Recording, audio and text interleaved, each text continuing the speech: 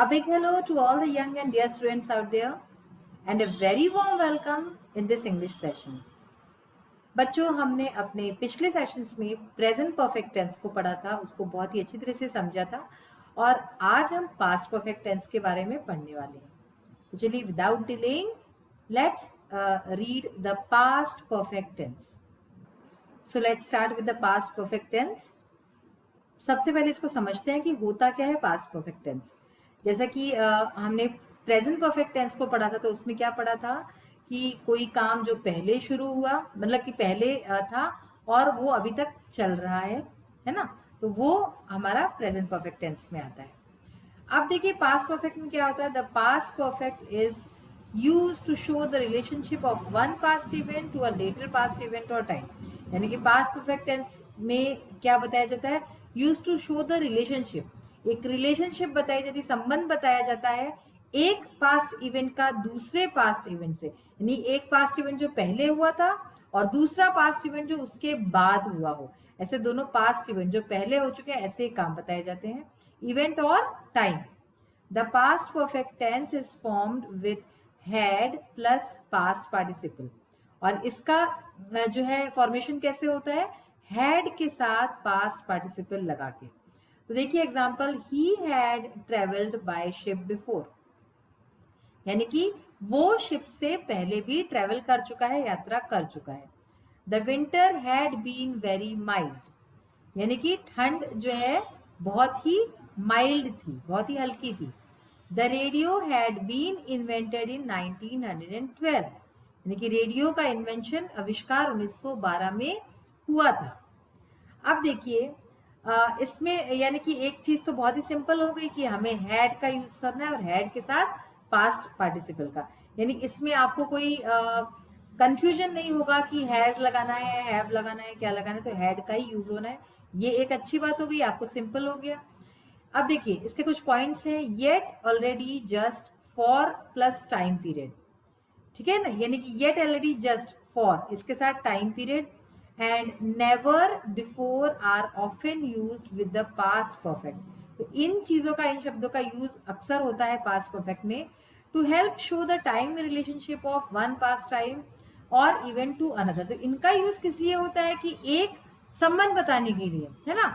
Show the time relationship, संबंध बताने के लिए कि एक जो पहला इवेंट था उसका दूसरा इवेंट से क्या जो है संबंध था. The past perfect can be used with before and after, यानी कि इसका यूज, पास्ट परफेक्ट का यूज हो सकता है बिफोर एंड आफ्टर के साथ, but it is not necessary because the time relationship is clear. लेकिन ऐसा नेसेसरी नहीं है, मैंडेटरी नहीं, जरूरी नहीं है कि ऐसा अक्सर हो. बिफोर एंड आफ्टर के साथ यूज हो सकता है पास्ट परफेक्ट का. अब देखिए जैसे कि एग्जाम्पल दिया है, before the Titanic hit the iceberg the captain tried to turn the ship around. यानी कि इससे पहले कि टाइटैनिक आइसबर्ग से भिड़ती, हिट करती, कैप्टन ने कोशिश की कि शिप को टर्न करे, है ना, शिप को दूसरी तरफ टर्न करे. और या फिर इसको ऐसे भी लिखा जा सकता है, before the Titanic hit the iceberg the captain had tried to turn the ship around. यानी कि हमने बिफोर के साथ आपने लगाया है एक जगह हैड और आपने एक जगह हैड नहीं लगाया है. Either the past perfect or the simple past can be used with because when the cause and result are close in time. यानी कि past perfect या फिर simple past दोनों के ही साथ can be used with because. because के साथ use हो सकता है. because का मतलब क्या होता है, क्योंकि. तो इसके साथ यूज हो सकता है क्योंकि when the cause and result are close in time, जबकि कारण, cause यानी कि जो कारण होता है, and result यानी कि उसका जो रिजल्ट आप समझते ही है ना, होता है वो क्लोज इन टाइम, जब बहुत ही क्लोज होते हैं टाइम में, तब बिकॉज का यूज कर सकते हैं. However if the cause and result are not close in time, और हालांकि जब कॉज और रिजल्ट, जब कारण और उसका जो रिजल्ट है वो जब टाइम में क्लोज ना हो, usually the past perfect is used for the cause. तब जो है अक्सर पास्ट परफेक्ट का यूज किया जाता है कॉज के लिए, कारण के लिए. अब देखिए एग्जाम्पल से आपको ज्यादा ये बातें समझ में आएंगी. एग्जाम्पल क्या है इसका, I couldn't call you because I had lost your phone number. I lost your phone number. तो यहाँ पे हैड यूज हो भी सकता है और नहीं भी हो सकता है। मीनिंग क्या है इसका? मैं तुम्हें कॉल नहीं कर सका क्योंकि तुम्हारा फोन नंबर मुझसे लॉस्ट हो गया, खो गया था। There were not enough lifeboats because several had been removed. तो लाइफ बोट्स बहुत ज्यादा नहीं थे, उतने एनफ नहीं थे, पर्याप्त नहीं थे, क्योंकि several had been removed, क्योंकि कुछ जो है हटा दिए गए थे, रिमूव कर दिए गए थे। अब देखिए, the past perfect is used when we look back from a time in the past. इसका यूज कहाँ होता है? जब हम, जैसे कि अभी है, अभी हम पीछे देख रहे हैं, पीछे देखने से मतलब है पास्ट में, अपने भूतकाल में देख रहे हैं, तब इसका यूज करते हैं। The present perfect is used when we look back from the present time, यानी कि हम अभी से जब हम प्रेजेंट पास्ट की तरफ देख रहे हैं, आपको जैसे बताया था पास्ट से प्रेजेंट वो चीज कंटिन्यू होती तो प्रेजेंट परफेक्ट होता है ना, लेकिन पास्ट परफेक्ट में जब हम पीछे की बात करते हैं, we look back from a time in the past, एक पर्टिकुलर टाइम की बात करते हैं, तो वहां पे पास्ट परफेक्ट का यूज होता है। एग्जांपल्स देखिए इसके। By the time the rescue ship arrived the Titanic had already gone down, यानी कि जब तक रेस्क्यू शिप आती, बचाव के लिए शिप आती, टाइटैनिक जो है ऑलरेडी डूब चुकी थी। देखिए अब इसका पास्ट परफेक्ट का यूज देखिए, to show that something happened before a specific time, date और इवेंट, ये दिखाने के लिए कि कुछ चीज हुई थी बिफोर अ स्पेसिफिक टाइम, एक स्पेसिफिक, एक पर्टिकुलर टाइम के, डेट के या फिर इवेंट के पहले, है ना, तो उसको दिखाने के लिए इसका यूज होता है। सो जैसे कि हमने देखा कि जब तक रेस्क्यू शिप आती, टाइटैनिक पहले ही डूब चुकी थी। तो यहाँ पे दो घटनाएं हैं, आप देख सकते हैं। Titanic had already gone down. By 1912 the Wright brothers had already invented the aeroplane. 1912 की बात हो रही है, टाइम की बात हो रही है। 1912 तक राइट ब्रदर्स ने पहले ही इन्वेंशन कर लिया था एरोप्लेन का। In 1912 the Titanic had just been built. अब फिर से यहाँ पे टाइम की बात हो रही है, 1912 में, 1912 में टाइटैनिक तभी बनी थी। अब ऐसे ही देखिए इसका यूज कहाँ होता है, टू शो समथिंग हैपेंड और didn't happen before the verb in the when clause. जब व्हेन क्लॉज का यूज होता है, व्हेन यानी कि जब इस क्लॉज का यूज होता है तो उस समय, टू शो समथिंग, ये दिखाने के लिए, टू शो समथिंग हैपन, कुछ हुआ ये दिखाने के लिए, और डिडंट हैपन या फिर नहीं हुआ, बिफोर द वर्ब के जस्ट पहले, in the when clause. When people got on the lifeboats, the rescue ship hadn't arrived yet. यानी कि जब when people got on the lifeboats, जब लोग लाइफ बोट्स पे बैठे, the rescue ship hadn't arrived yet, तब तक भी रेस्क्यू शिप नहीं आई थी, है ना। तो हैड हमने किसके पहले लगाया? अराइव्ड के पहले, arrive which is a verb. अब है इसी तरह से when the rescue ship arrived, many passengers had already died. जब रेस्क्यू शिप आई, बचाव के लिए शिप आई, तब तक कई लोग पहले ही मर चुके थे। After, because, to show a prior reason, because के बाद, है ना, बिकॉज यानी कि क्योंकि के बाद लगाते हैं, ये दिखाने के लिए एक प्रायर रीजन, पहले का कोई रीजन बताने के लिए। There was a lot of ice in the water because the previous winter had been unusually mild. क्या मतलब है उसका? कि there was lot of ice in the water, पानी में बहुत सारा बर्फ था, क्योंकि द प्रीवियस विंटर, जो पहले की जो विंटर थी, ठंड थी, हैड बीन अनयूजुअली माइल्ड, वो बहुत ज्यादा जो है माइल्ड थी। इसी तरह से in a noun clause, noun clause में यूज करते हैं when the main verb is past, noun clause में यूज करते हैं जबकि मुख्य जो क्रिया का शब्द है वो पास्ट का हो। Many passengers didn't realise that the ship had hit an iceberg. अब इसमें जो है नाउन क्लॉज भी है, main verb in the past, main verb क्या है? डिड है, डिडंट रियलाइज, डिड नॉट, ये हमारा है। मैनी पैसेंजर्स डिडंट रियलाइज, कई पैसेंजर्स को, यात्रियों को ये पता ही नहीं चला, that the ship had hit an iceberg, कि शिप को एक आइसबर्ग ने हिट कर दिया था। अब है इसी तरह से in a who that which clause, जब भी कोई हु दैट विच, ये क्लॉजेस का यूज होता है to show a prior action, तो उसमें भी यूज होता है हमारे पास इसका, to show a prior action, ये दिखाने के लिए कि कोई पहले का एक्शन हो।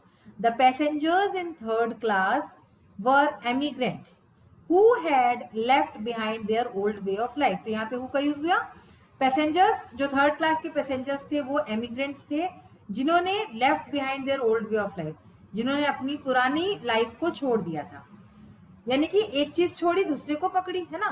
We sometimes use the past perfect with a superlative form. कभी कभी हम पास्ट परफेक्ट का यूज सुपरलेटिव फॉर्म्स में भी करते हैं। सुपरलेटिव फॉर्म यानी क्या होता है, वॉर, वार्मर, वार्मेस्ट, तो इसमें वार्मेस्ट इज द सुपरलेटिव, है ना।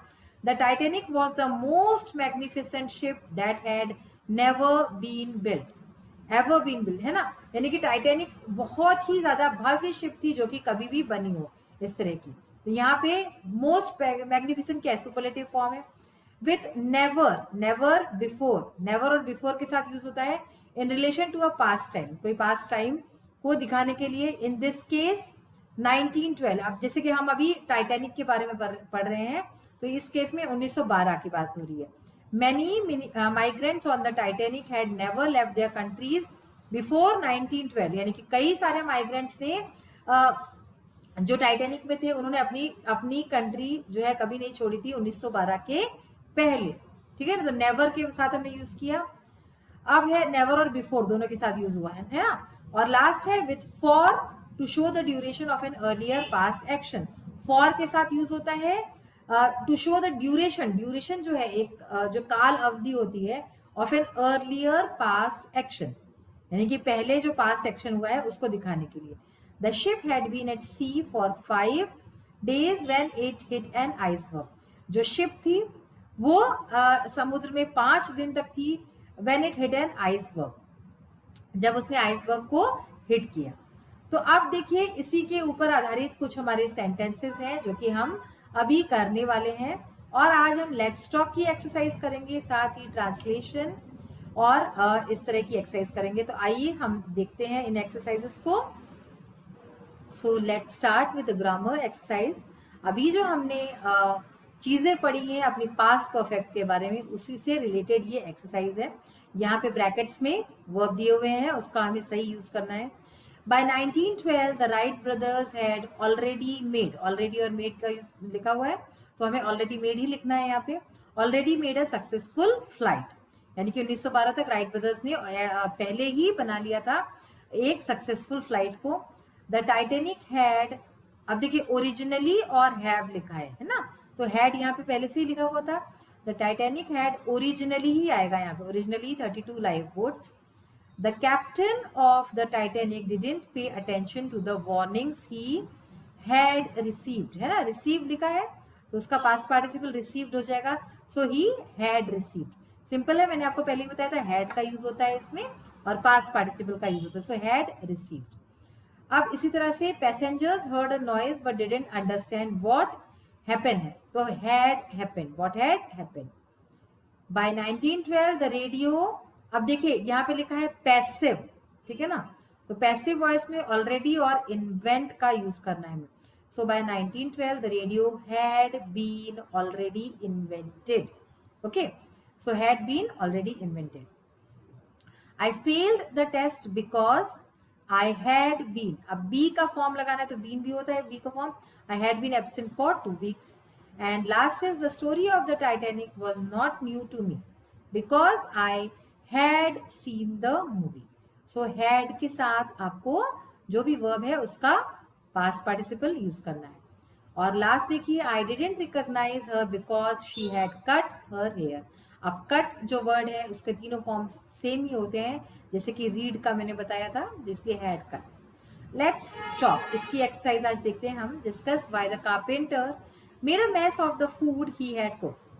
डिस्कस करना है कि क्यों उस बढ़ई ने, कारपेंटर ने फूड जो बनाया, जो खाना बनाया, उसका मेस क्यों किया। देखिए इसका, तो ये हमें एक डायलॉग टाइप में लिखना है।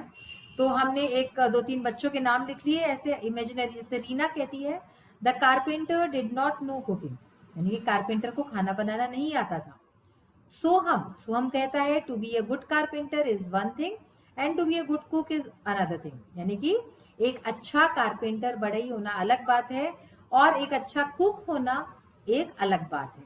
और इसी तरह से अंजू कहती है फिर yes you both are right, हाँ तुम दोनों सही हो। The carpenter did not know cooking and made a mess of the food he cook, यानी कि कारपेंटर को खाना बनाना नहीं आता था और इसलिए उसने जो खाना बनाया उसमें पूरा मैस कर दिया, सब बर्बाद कर दिया। अब देखिए हमारी ट्रांसलेशन की एक्सरसाइज है। तो यहाँ पे एक पैराग्राफ दिया है, उसको ट्रांसलेट करना है हमको इंग्लिश में। तो we will see it line by line, ठीक है ना।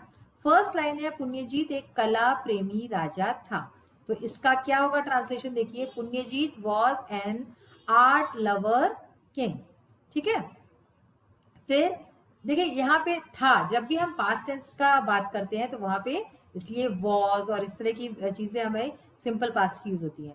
वे विद्वानों एवं कवियों का आदर करते थे, तो इसका क्या होगा, he used to respect the scholars and poets. Okay, फिर है वे अपनी उदारता के लिए प्रसिद्ध थे, तो इसका देखिए, he was famous for his kindness, kindness यानी उदारता, वे उदारता में कभी कभी भूल कर बैठते थे, तो इसका क्या होगा, due to his kind behaviour sometimes he used to do mistakes, यानी कि अपनी उदारता में कभी कभी भूल कर बैठते थे।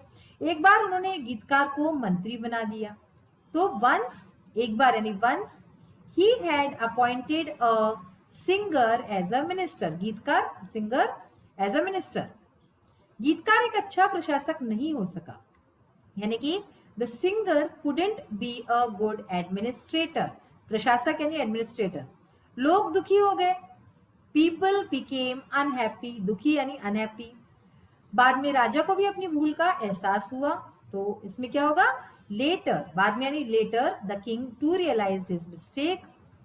और लास्ट सेंटेंस है अतः हमें सोच समझकर निर्णय लेना चाहिए, तो इसका क्या होगा कि so we should take any of our decision attentively, सोच समझकर यानी अटेंटिवली, और निर्णय यानी decision.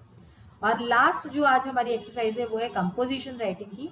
Right a short paragraph on the importance of wisdom, importance of wisdom पे हमें यानी समझदारी बुद्धिमानी उसका महत्व, इस पे हमें एक पैराग्राफ लिखना है। देखिए, wisdom is a great quality, wisdom समझदारी बुद्धिमानी एक बहुत ही अच्छी, बहुत ही महान एक हमारी क्वालिटी होती है। Only human being possess this quality, सिर्फ मनुष्यों में ये गुण होता है। The one who possesses wisdom is praised by one and all, जिसके पास ये गुण होता है उसकी सभी प्रशंसा करते हैं।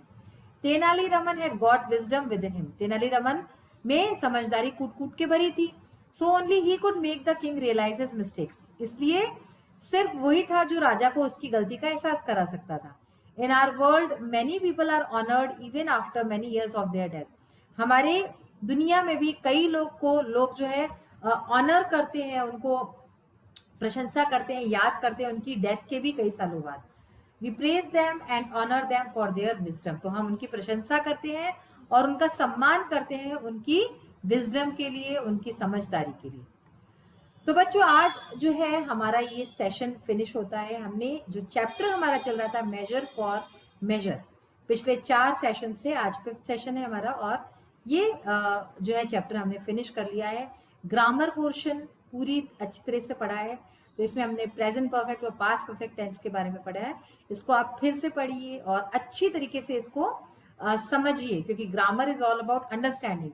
आप अगर समझ जाएंगे तो आप कुछ भी कर सकते हैं। आज का ये सेशन यही फिनिश करते हैं, and in the next session we will meet soon. Till then keep reading, keep learning and have a healthy and happy life. Thank you.